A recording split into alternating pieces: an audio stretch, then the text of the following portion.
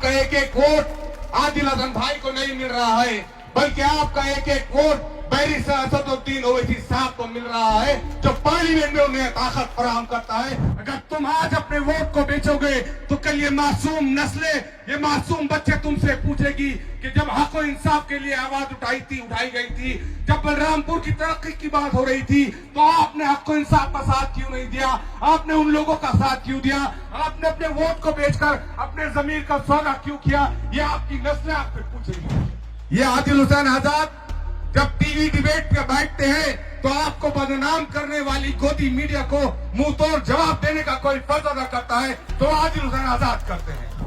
शर्म से डूबकर मर जाना चाहिए कि अगर आप 20 साल से विधायक हैं तो आपके अपने बलरामपुर में एक अस्पताल नहीं है। शर्म से झुक के मर जाना चाहिए कि आप 20 साल से विधायक हैं तो आपके पास एक कॉलेज नहीं है। नहमदुहु व नुसल्ली अला रसूलिहिल करीम, अम्मा बाद। यहाँ स्टेज पे मौजूद आपके और मेरे हर दिल अजीज नेता, हक व इंसाफ के लिए आवाज उठाने वाला हमारा अपना भाई आदिल हसन साहब, और बलरामपुर के मेरे नौजवानों, बुजुर्गों, मेरी माओं और बहनों, अस्सलाम वालेकुम रहमतुल्लाहि बरकातहू। मैं आपके दरमियान तकरीबन 2500 किलोमीटर दूर का सफर करके आया हूं, और सफर मेरे और आपके कायद बैरिस्टर असदुद्दीन ओवैसी साहब और शेर महाराष्ट्र इम्तियाज जलील साहब के हुक्म पर मैं आपके दरमियान आया। अनकरीब इंशाअल्लाह इम्तियाज जलील साहब भी बहुत जल्द आपके अपने शहर में तशरीफ लाने वाले हैं। बलरामपुर के नौजवानों, आज आप यहाँ पर जिस मकसद से जमा हुए हैं, बुनियादी तौर पर आप मेरे और कायद बैरिस्टर असदुद्दीन ओवैसी साहब को सुनने के लिए जमा हुए। आप उनसे मोहब्बत के लिए यहाँ पर जमा हुए। आपके दिलों में उनके ताल्लुक से अकीदत है। आप चाहते हैं कि जैसे वो हिंदुस्तान भर में हमारे लिए लड़ाई लड़ रहे हैं, आप चाहते हैं कि उनको ताकत दे, इसके लिए आप यहाँ पर जमा हुए। आपका यहाँ पर ये मजमुआ सिर्फ उन्हें ताकत नहीं देगी, ताकत उन्हें उस वक्त मिलेगी जब 11 तारीख के दिन 5 नंबर के बटन के ऊपर आप सिर्फ बटन के ऊपर निशानी लगाएंगे। आपका एक एक वोट आदिल हसन भाई को नहीं मिल रहा है, बल्कि आपका एक एक वोट बैरिस्टर असदुद्दीन ओवैसी साहब को मिल रहा है, जो पार्लियामेंट में उन्हें ताकत फराहम करता है, जो आपके हक के लिए आवाज उठाते हैं। बहुत लंबी लड़ाई है मेरे नौजवानों और बुजुर्गों। आज सुबह से बलरामपुर में फिर रहा हूं और पूरे बिहार का दौरा किया हूं, तो अफसोस होता है यहाँ की लीडरशिप के ऊपर, यहाँ के विधायक के ऊपर, जो मैंने सुना कि 20 साल से विधायकी कर रहे हैं।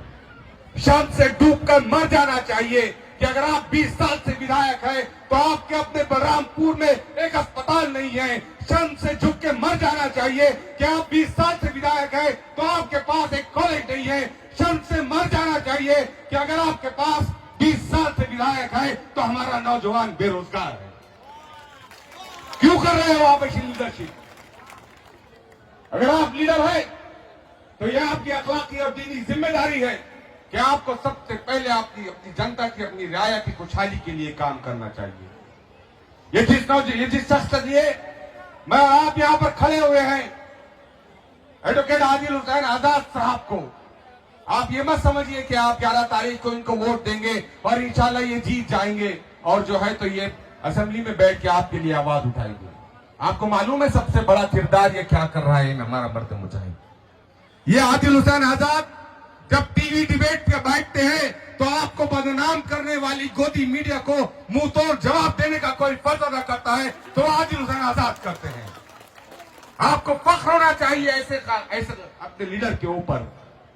इसीलिए मेरी आपसे दरखास्त है मेरे नौजवानों कि कश्मीर से लेकर कन्याकुमारी तक और बंगाल से लेकर गुजरात तक और बलरामपुर और बिहार और पटना की गलियों में आपके दरवाजों तक पहुंचने वाले कायद को शर्मिंदा मत कीजिए।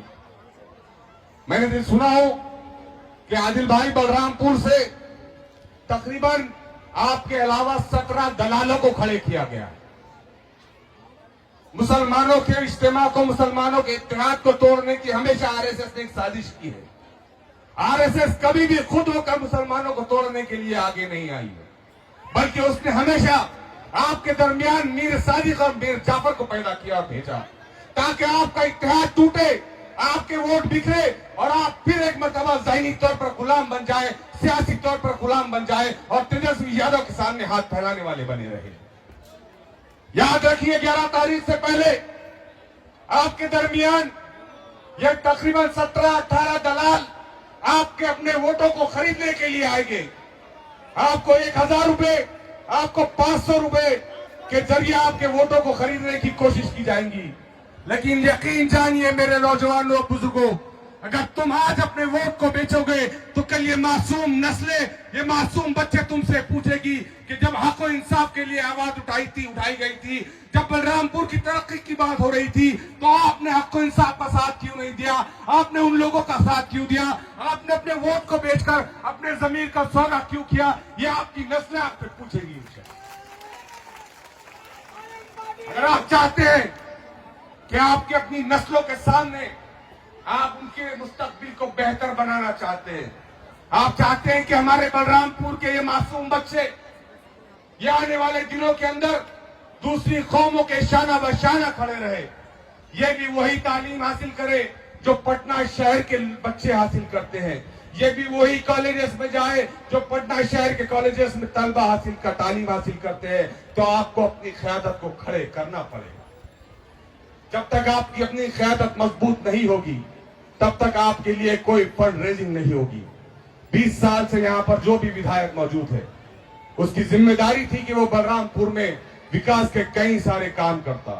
कुर्बान जाइए मेरे और आपके कायद अख्तरुल ईमान साहब पर कि लोग कहते थे कि एक विधायक क्या करेगा। अरे भाई, उन जेडीयू के लोगों ने हमारे 4 गद्दारों का तो सौदा कर लिया, लेकिन शेर बिहार अख्तरुल ईमान का सौदा नहीं कर सके क्योंकि वो बैरिस्टर असदुद्दीन ओवैसी साहब का सिपाही है। तो आपकी ये जिम्मेदारी बनती है कि 11 तारीख से पहले आप अपने आप को ज़हनी तौर पर तैयार कर लीजिए। और यहां जितने मर्द हजरात बैठे हैं, जितने नौजवान हैं, मेरे भाई, मेरे चाचा, उस दिन आपसे मेरी हाथ जोड़कर रिक्वेस्ट है कि सबसे पहले अगर आप किसी का वोट करवाएंगे तो आप अपने घर की महिलाओं का, अपने घर की खवातीन का वोट करवाएंगे। आप उस दिन मेरी माओ बहनों को किसी किस्म का कोई टेंशन खाने बनाने का नहीं देंगे। देखिए, वो एक दिन की कुर्बानी आपके लिए आने वाले 5 साल के सफर को आसान कर देगी।